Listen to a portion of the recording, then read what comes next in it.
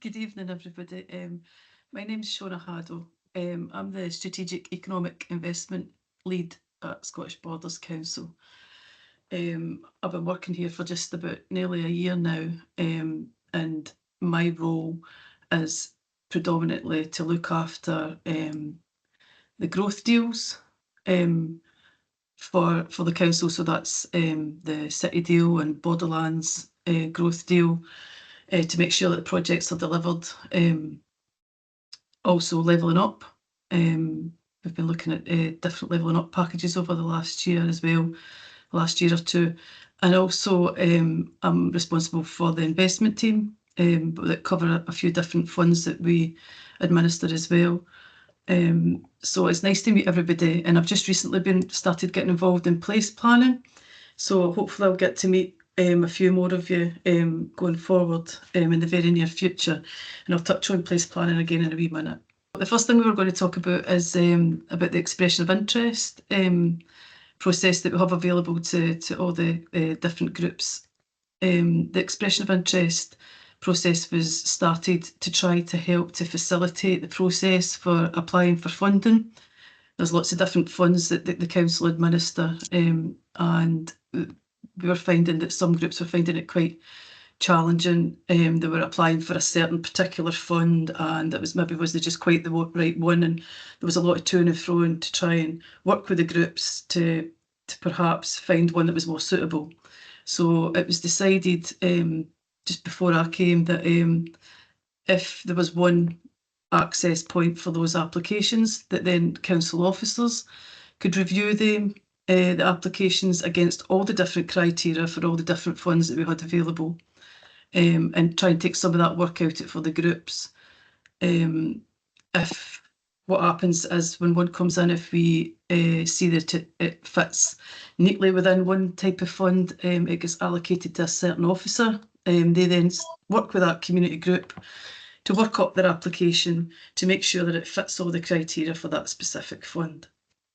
If it doesn't fit a specific fund or any of the funds, we provide feedback to those groups and point them in other directions. Perhaps Beth at Borders Community Action, and that they've got a wealth of information for other funds that might be available.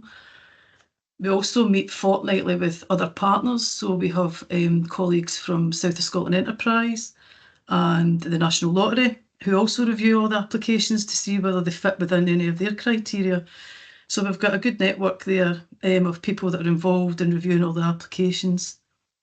We've recently tried to update the website with more detailed information on filling in the application form. So more pointers for you to try and pull out more information about the each of the different projects. It might not even be a project, it might just be an aspiration at this point, but we've tried to put more information in there to help guide you through that. This is a work in progress, and we've got a lot more work to do on the web pages.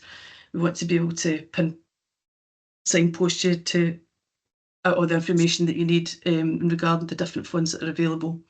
We want to put a bit more information about specific funds as well, just so you can see the high level themes. So you'll know quicker which one you might be applying for.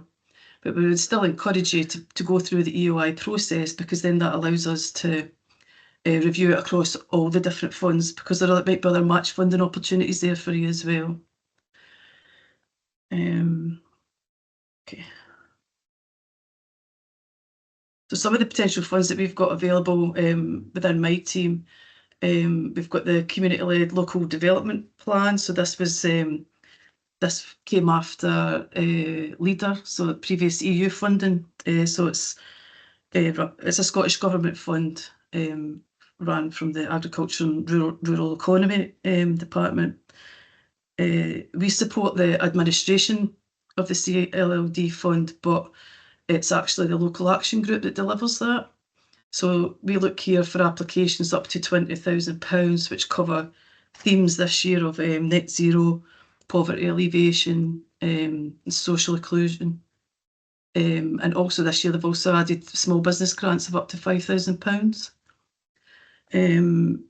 So yeah, we work with the LAG to administer those projects on their behalf. We've also got the UK Shared Prosperity Fund, which was a formerly known Levelling Up scheme. That's a UK government, obviously, and it covers the priorities of community and place, local business and people, skills, and there's an allocation in there for multiply for helping people with maths learning. But to date, I think it's nearly 4.8 million's been allocated to over 40 projects in the Shared Prosperity Fund. We've actually just about administered all the budget for that this year. We're not anticipating opening another round of that until we've had a look, mopped up all the projects that are open this year. There'll obviously be some overspends or some underspends, and we'll just need to see kind of what we've got left at the end of the year. But we're currently not looking to take any more applications for that one, unfortunately. For both of these funds as well, the SPF fund was a bit better. It was a 3-year deal, but it finishes in March 2025. Both of them, we don't have any more information from the government whether we're getting any further allocations to those next year, which is very frustrating, very challenging, difficult for us to try and administer any type of funding in that way. But it's been a concern that's being raised at government at a high level across all different funds that the council administers. So hopefully they take some heed. We also had place-based investment programmes. So this was another allocation of funding that was looking to help communities kind of accelerate their ambitions for place and 20-minute neighbourhoods, town centre action and community-led regeneration and community wealth building. This again was supposed to be a 4-year rolling programme, but unfortunately this year they paused it. So we were unable to administer the remaining funds for the next year or so, which again was really, really frustrating as we started to kind of build up a kind of pipeline of projects for investment there. So it just shows there a couple of projects that we have invested in over the past couple of years. We've raised the concerns about the fact that this hasn't been brought forward for a further year. Unfortunately, it's out with our control.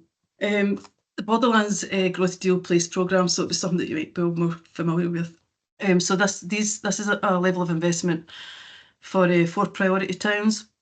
So you'll be aware it's Hawick, Jedburgh, Galashiels and Eyemouth. So looking to take a whole town approach to delivering through the coordinated place plans, led development by your communities and other stakeholders. So there's 7.25 million available to be split equally between the 4 towns.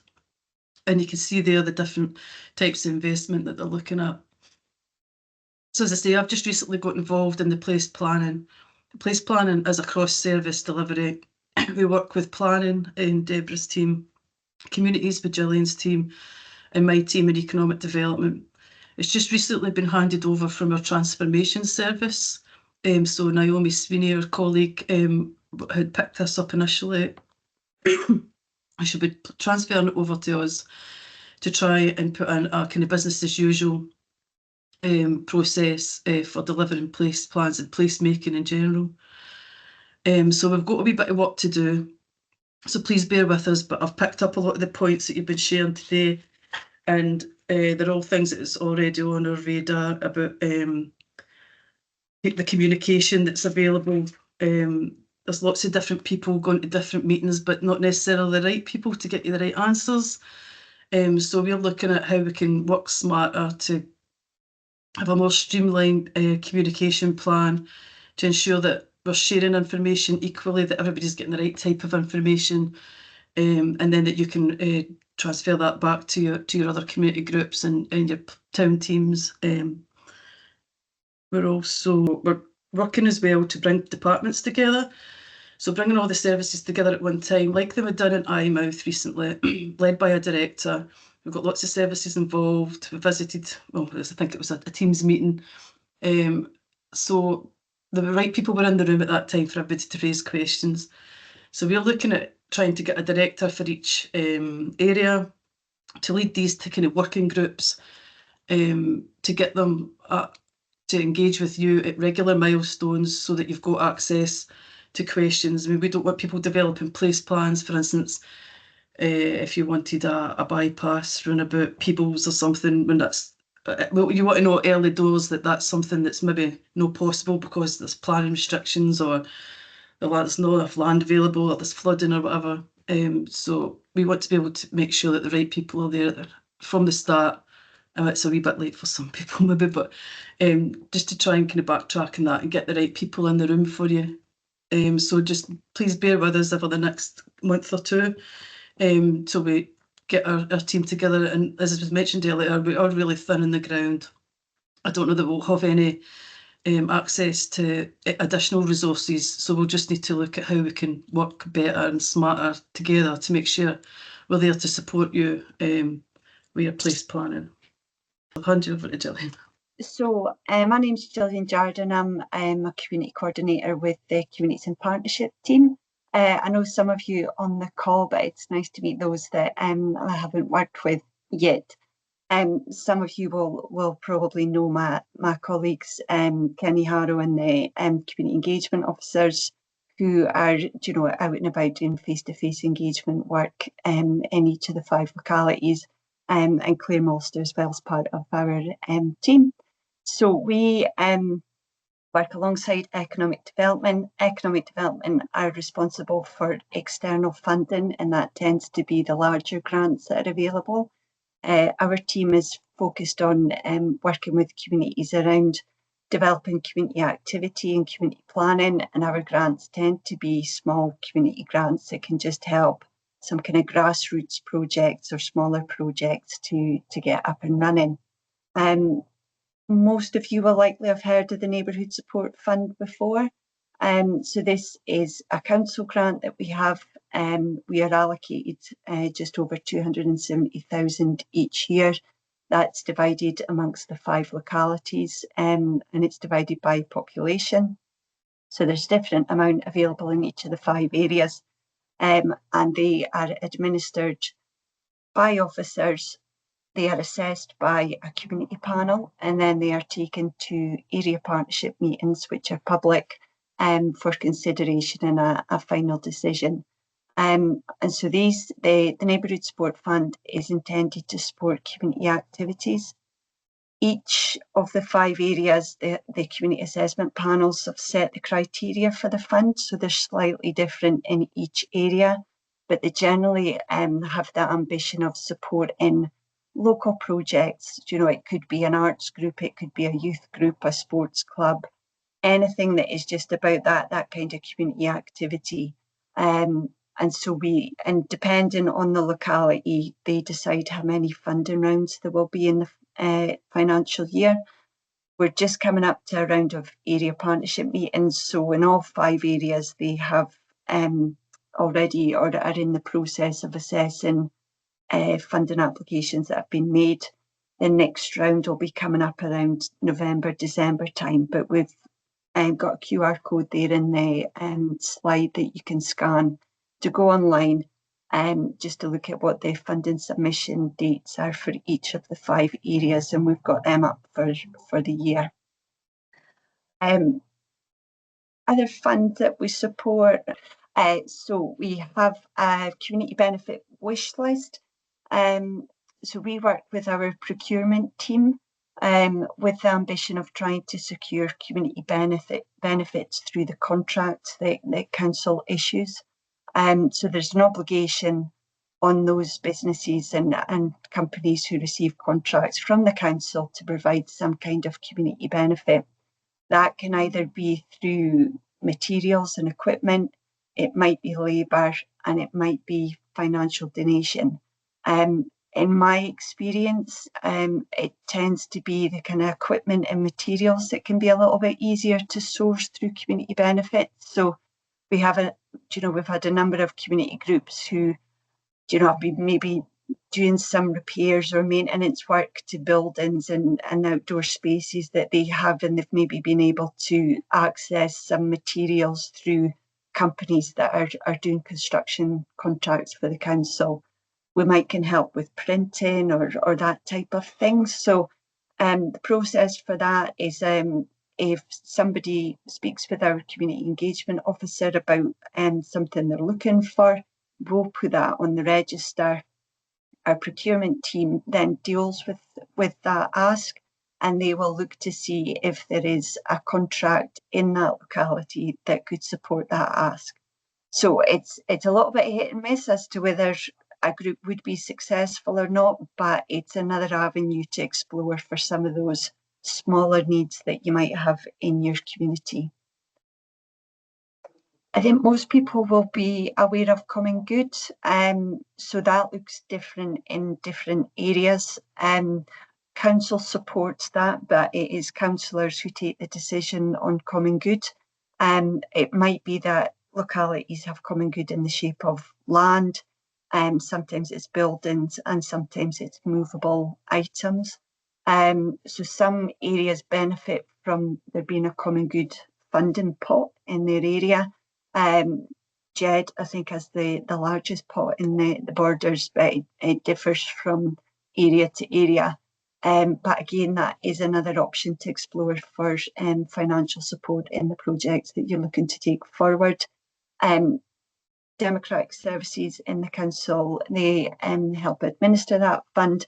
So again, if you go through the council website to request an application form for Common Good, they have set meeting dates through the year, and Democratic Services will be able to advise on the timeline for those.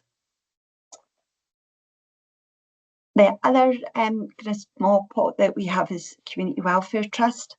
So this is the council formed a charity around the welfare trust because we had a number of bequests and kind of very small pots of money that had been left by people in the past. So a charity was formed around this to make it easier to administer, giving out those as in a grant form. So what we've got is a community welfare trust that is open across the 5 localities. It is administered by council ward area. And again, a little bit like Common Good, because these are bequests that have been left by people, it varies from council ward area as to what money is available. So some areas have a very small amount of money in the pot. So Jedburn is an example of somewhere I think they have something like £20, which, you know, realistically is never going to get spent. Whereas in the Berwickshire area, they have in total across the 2 areas that Berwickshire split into, they have something like £13,000, I think, to give out through Community Welfare Trust. So it varies as to how much money is available. But the purpose of the Community Welfare Trust is to either support individuals who have a need, or we can work with organisations who may provide a support service. And we've had examples in the past of community groups who have came in and accessed funding so that they could provide something for free in the community that would benefit somebody's mental health or help reduce isolation or that type of need. So again, it's kind of worth keeping in mind for that is available and might be there to support some of those kind of local needs that are around. The Community Enhancement Trust works in the same way. So again, that was about allocations of money that had been left to the council in the past. Charity was formed around this. The Enhancement Trust might be of interest to some of you that are looking at place plans and or taking forward projects that are to the benefit of the community. So the Enhancement Trust is all about thinking, how could you improve the local area? You know, it could be arts, heritage, culture, providing facilities or helping with community development. Again, it differs significantly as to what money is available in what localities. So it's a case of just going online and checking by council ward area how much money is in the pot. For both the Welfare Trust and the Enhancement Trust, there's no deadline for making an application. So it's just available through the year until the money's spent. Again, our community engagement officers would be happy to have a conversation with anyone just to explain in a little bit more detail about those 2 pots. They're assessed by council officers, and then it's councillors who take the decision on those 2 funding pots. it's quite a quick process when people put an application in. We aim to try and turn them around within 2 or 3 weeks. So it generally isn't one that you have to wait on. So just we've popped everyone's contact details just on this slide here. So if you do want to speak to anyone about those small grant schemes, then our community engagement officers would be happy to pick up a conversation with you about those.